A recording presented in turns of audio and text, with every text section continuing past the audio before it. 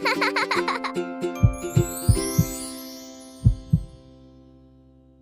morning. Thank you so much for making it. It means a lot that you gave us the time for this. No problem, Samran. Happy to be here. Yeah, so today I just wanted to discuss on the topic of how fathers play a role in parenting. We often talk about how mothers make sacrifices and mothers have a very important part in parenting, which they most definitely do. But I think many times we don't talk about how fathers are also equally important, if not more. So that's what we're going to talk about today. Sure. So, how has the role of fathers evolved over time? Well, firstly, let me just start by saying that we don't do nearly as enough as mothers do, nowhere near enough. I think the sacrifices that a mother makes, especially if she's a employed woman, right, is much greater than what men do. But yeah, I think over the years, we as fathers have started to take a lot more responsibility. I personally remember my father was always occupied at work because of the restrictions at that time, right? But I've made a conscious change in being available for my son as much as possible. I've chosen to work in an organization where I have that flexibility. And I think a lot of fathers are doing that today because of the resources and the access that we have at this point of time, right?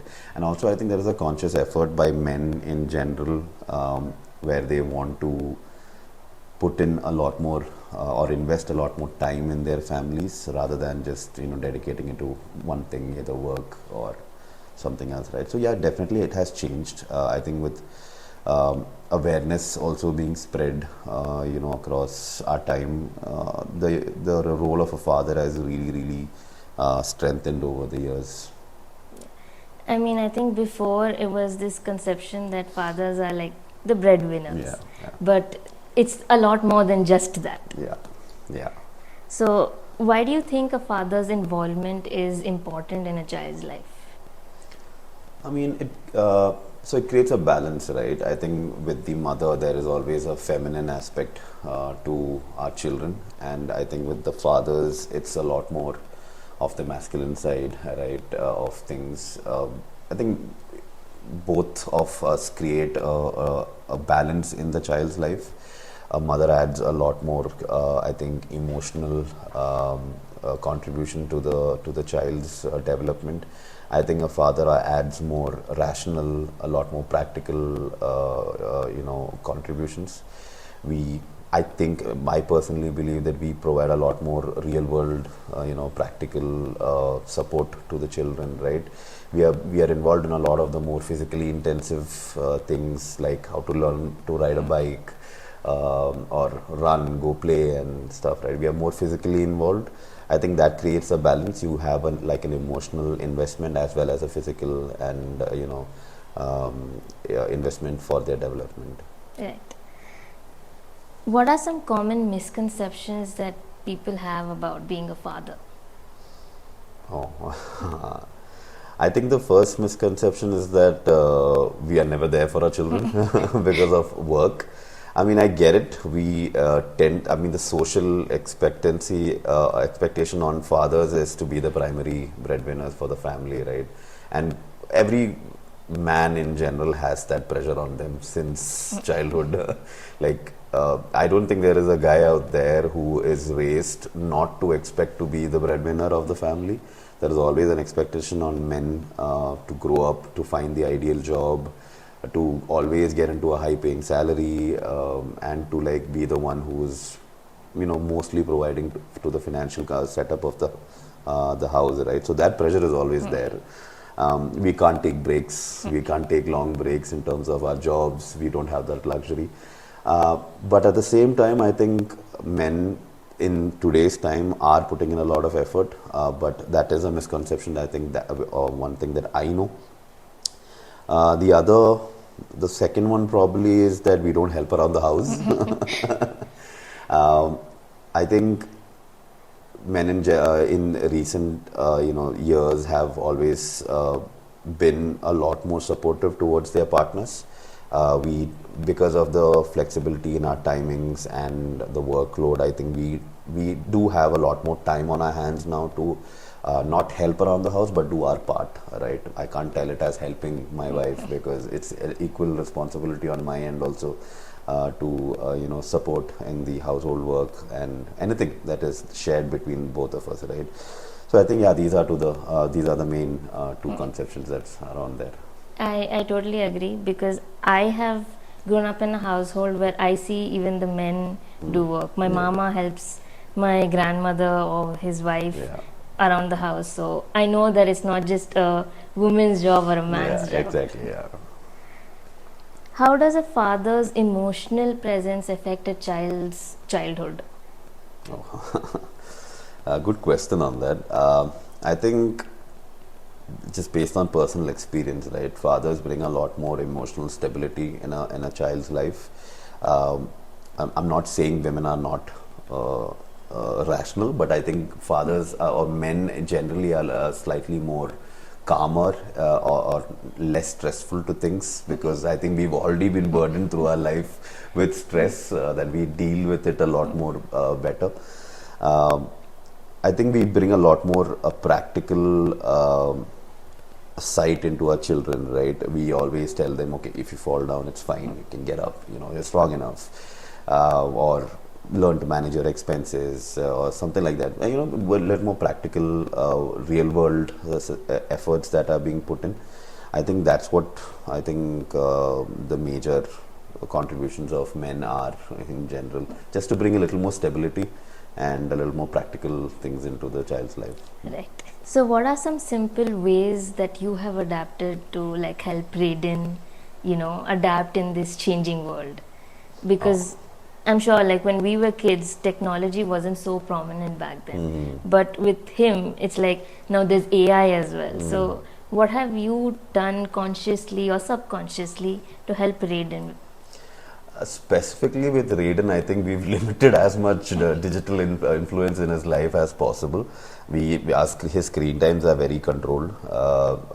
But to your question on technology playing a part, I think it's important for children to grow up in this age knowing what is available for them, because I think that opens up their horizons to the possibilities of what they can do with it, right? In our age, there was not a lot of education, not a lot of resources being shared for things that were available that we could utilize, let's say, to learn more things. Or, for example, if my dad had told me about, let's say, financial investments much earlier in my life, I would have started investing long back, right?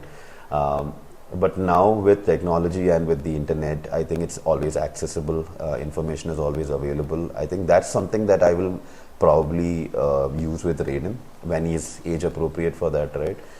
To use the technology in a very appropriate and child friendly manner, so that he doesn't get overstimulated by it, but uses it for the right things, to learn, to understand things better, things which I can't provide to him, or which I may not know as a parent, right?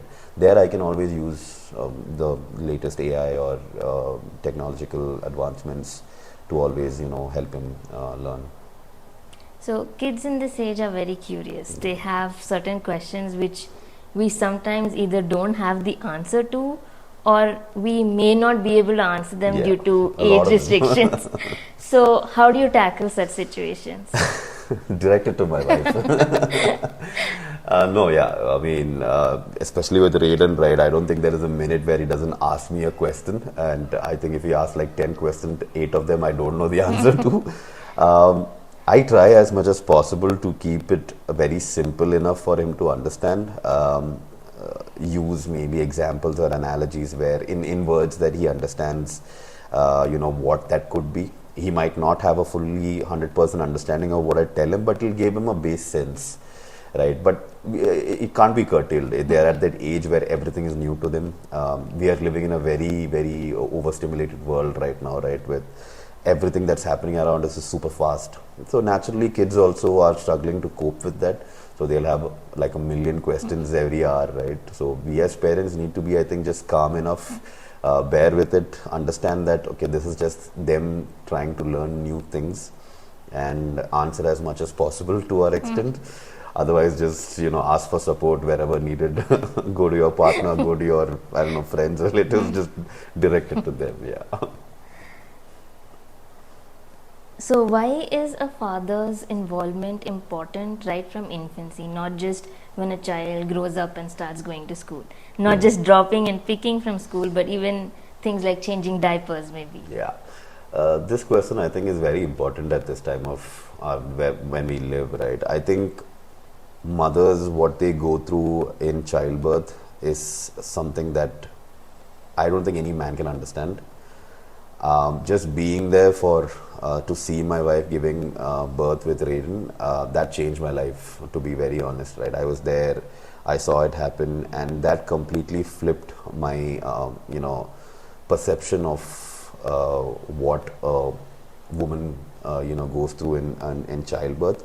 I think that's the day when I decided that I'll make a conscious effort to be there for my wife, because I think right after childbirth is when they are most vulnerable. They need all the help that they need, and especially from their partners, right? And we have to be available for them no matter what happens, because emotionally, physically, mentally, I think that's when they need us the most. They will be struggling to cope themselves. I think that's where fathers need to step in and support their wives as much as possible in taking care of the child, spending time with the infant, so that you can give some free time to the mothers as well, because they are already invested so much in time feeding them, changing them, and they're always there, right? I think we as men and partners should try to free their load up as much as possible, so that they are also emotionally healing after that entire trauma that their body goes through, right?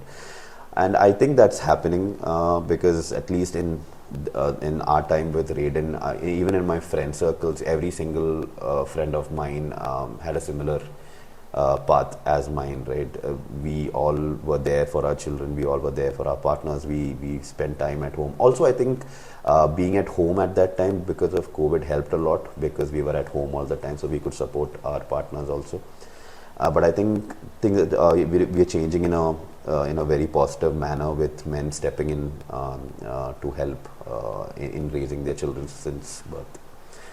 Yeah. You very rightly said that childbirth is a very painful process. I read that this is the second most painful thing. First comes being burnt alive, and second is this. So if it's being ranked second, I'm sure it's definitely painful. I can't imagine what they go through. How do fathers contribute differently? Like, despite us saying that we need to share responsibilities, there are some things that just a mother can do or just a father can do. So how do you think that difference is evident in maybe Raiden's upbringing? I think we've divided our responsibilities where, okay, these are some things that I take care of, and these are some things that Anu takes care of, right? With Raiden specifically, I think the more physically exertive things are my job, like going out, teaching him new things on the cycle, or like going out to play. Just where you need to be physically more present. At home, I think it's primarily Arno who's looking after him. But to be fair, she spends most of the time with him because I'm at work. But yeah, whenever I'm there, I think most of my interactions with Raiden are just tussling, wrestling, and that's the way we are. That's our relationship, and I think you can see how he is very physically active because of that, maybe. But I think that's where the balance is, right? With mothers, I think there is a more of an emotional upbringing. They're more affectionate, a little more softer approach. And with dad, there's a little more physicality involved, right? So that's, I think, something different at least with Raiden that we have. Whose responsibility is the feeding? Because feeding is also, I think, a physical task, because some kids don't just sit in one place to eat. They want to run around. Did Anu pay you for this question? So in our case, I think the feeding is primarily with Anu because I literally do not have the patience to do that, to be honest. I like feed him very simple things, right? If it's a very small snack or something, I can do it, but I can't like sit and give him a meal. I end up, getting distracted myself, or we just end up chilling. The feeding stops, and then we just end up doing other things. And Anu has to remind us, like, yeah, you have to give him dinner. But yeah, whenever she's not there, when she's at work or she's traveling, yeah, it's my responsibility, and I have to. Right? I can't like starve him or anything. But it's primarily Anu who feeds him, yeah, and I step in wherever she's not there or wherever there's a light snack involved and all. Does an engaged father help in the child's development? Do you think a father with a child where the father is more involved, the child develops better than when the father is not involved? Oh yeah, absolutely. I think the generation that we grew up, because of the kind of work that our parents were going through, right? At least in my case, both my parents were working, and they were working full time. My mother was a nurse, so they had shifts also. So either one of my parents was not at home all the time, right? That I think creates an impact when you're growing up. But now I think that's gotten a lot of better. Fathers are a lot more available. I think we have that luxury to choose the kind of work that we can do, right? But it definitely does have an impact being available and not being available, right? I think not being available for a child is like they can only see their mother's side of the events happening, and they don't see the other side happening. That balance is not created for a child, right? I'm sure that when a child grows up, at least for me, I always wanted my dad to be there to do certain things, which I couldn't do with my mom, obviously, for obvious reasons, right? That kind of thing impacts you when you grow up. It sort of shapes the kind of personality that you grow up also, right? But I think now with both parents being available, children are brought up to be a little more, not a little more, lot more emotionally balanced, and they grow up having a balanced personality, and they learn from both people, being available also. But yeah, it does have a big impact. You were mentioning how at either point one of your parent was working. Yeah. So is it important that both parents have this time together where they're available for the child? Is it important for the child to see their parents together? While it is important, it also depends on the kind of the work that they do, right? I mean, if your job involves a lot of shifts or traveling, we can't ask for that, right? They're forced to do that. That's the nature of their work. But whenever possible, when you're at home during the weekends or something, I think it's important for both the parents to spend time with their children, because see, nowadays kids are either at school or here at the daycare, and they spend very little time at home, to be honest. With Raiden, basically he comes home at like 5, then he has his dinner, he gets ready for bed, and he's out by like 7:30, he's asleep. He barely spends like 3 hours or 4 hours a day like actively involved at home, right?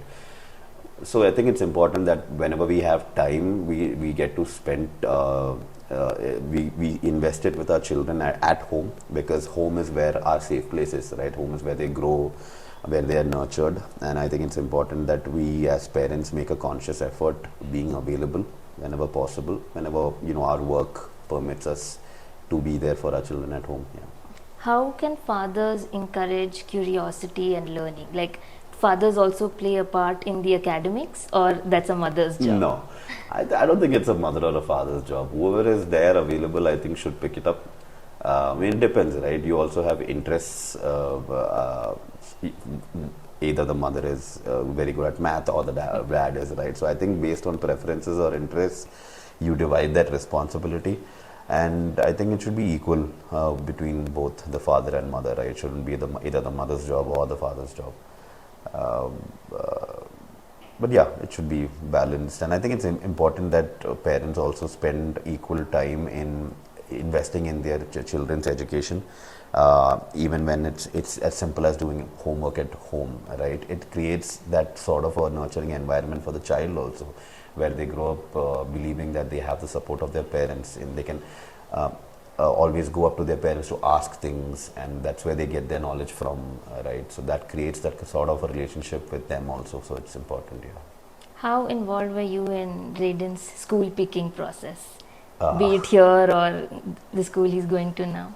I think we were both. So how Raiden school picking was, we basically had a common preference that Raiden should go to like a traditional school where there is a lot of educational as well as sports available. So that was a big preference for us. Both of us are like into sports a lot. So our school of choice was with that preference, which is why we chose the school for Raiden. But we were both actively engaged in picking the school for him as well. But yeah, there was no like either me or her. It was we were both equally involved in this. Yeah. What lessons do sons often learn from fathers? A father and a daughter have a different relationship, and a father and a son have a different relationship. I think that's one of the misconceptions, that, I think there are father, son, daughter and mother, son. I think that was earlier, maybe, I think because, I don't know, generally I think men were softer towards women. I don't know, my dad was. My dad is very partial to my sister that way. I had a lot more tougher upbringing than my sister. But I think now, I think I don't think that divide is there or that bias is there. I mean, if Raiden was a girl or Raiden was a boy, I would still see him the same way. I don't think that changes based on gender. It's just how you see them, how you, it's about the effort that you want to put, right? It doesn't matter whether it is a boy or a girl. They're your children at the end of the day. They're a part of you, right? And as long as you remember that and put a conscious effort in believing that you need to have a relationship with them, you need to build a strong relationship with them, I think that's what's more important.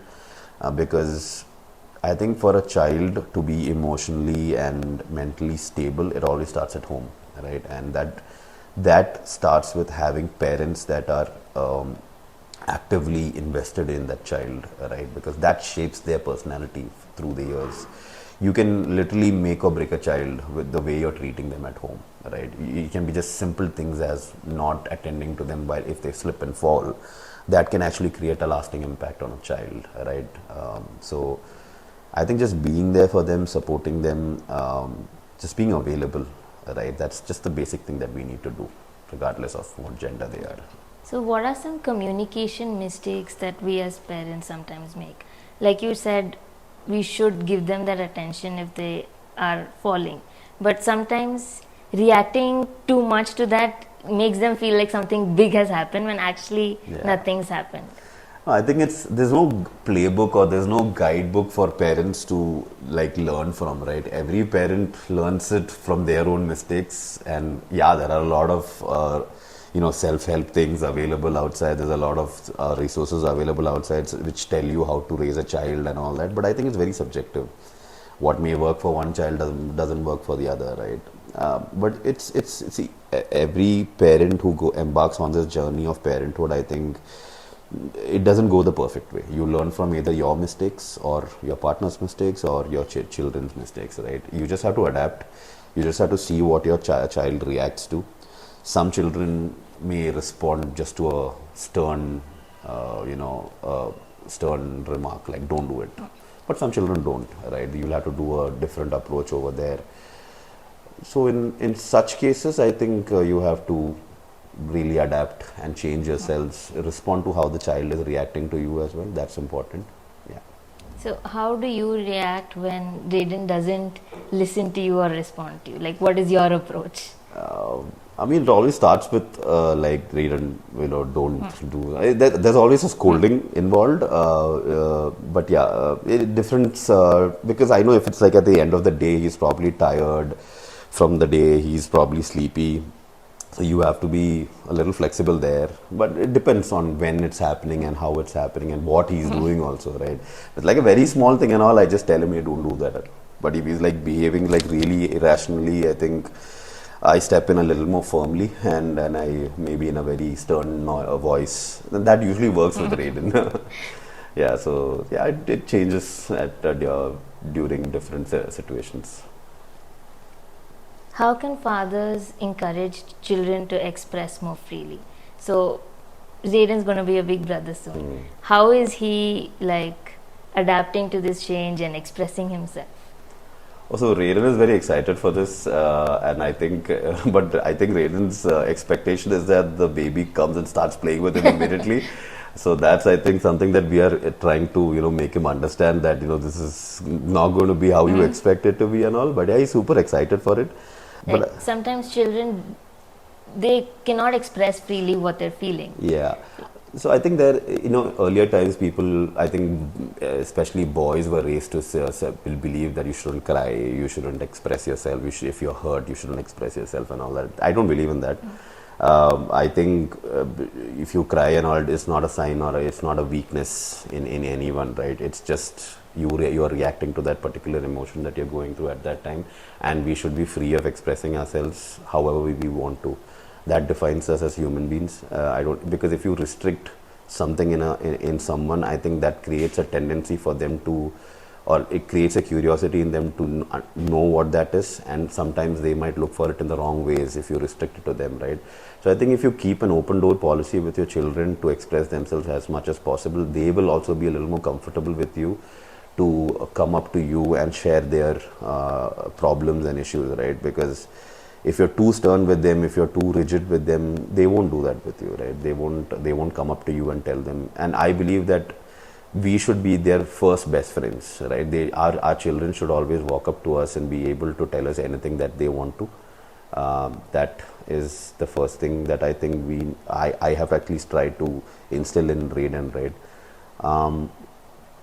So yeah, I think we should be flexible and really understanding of our children, keep ourselves open to how they express, let them express how they want to. Yeah, you should step in at times to control how they express themselves. If they're doing it in a wrong way, you step in, take corrective actions. But yeah, I think you should not limit how they should express themselves. So many fathers have demanding careers, like you said, with odd shifts or Yeah. a lot of traveling. So how can we balance that along with parenthood? I mean, that's where I think you should work with your partner, right? Because otherwise it doesn't work. You try to find out, okay, where are the overlaps, what you can do, which are the responsibilities that you can share at what point of time, how you can divide these responsibilities, who does what at when time. And I think that understanding should be built with your partner. And also, if you're choosing a job of that particular nature, you should always have that expectation also that things might get a little harder. Because if you don't understand that or go with that expectation, I think people won't be able to accept that change, right? And it gets a lot more harder on them personally and mentally, especially if the job is too demanding. Because every job is, doesn't matter whether if you're high paid or low paid, if you have to work, everyone has pressure of that work, right? And everyone wants to do their best at work to grow professionally as well, right? So I think there is a balance that you need to strike with your partner on dividing responsibilities. See, we are living in a time where things are just getting expensive by the year, right? So we cannot, it's a conscious choice by both parents to have both of us work, or if you're not working, you should be able to be in a position to support your household entirely independently, right? So yeah, building that partnership with your partner, I think, is very important in these times. Thank you. Thank you so much for your time, and No thank you problem. so much for this conversation. Yeah, happy to help, and it was good talking this. Thank you.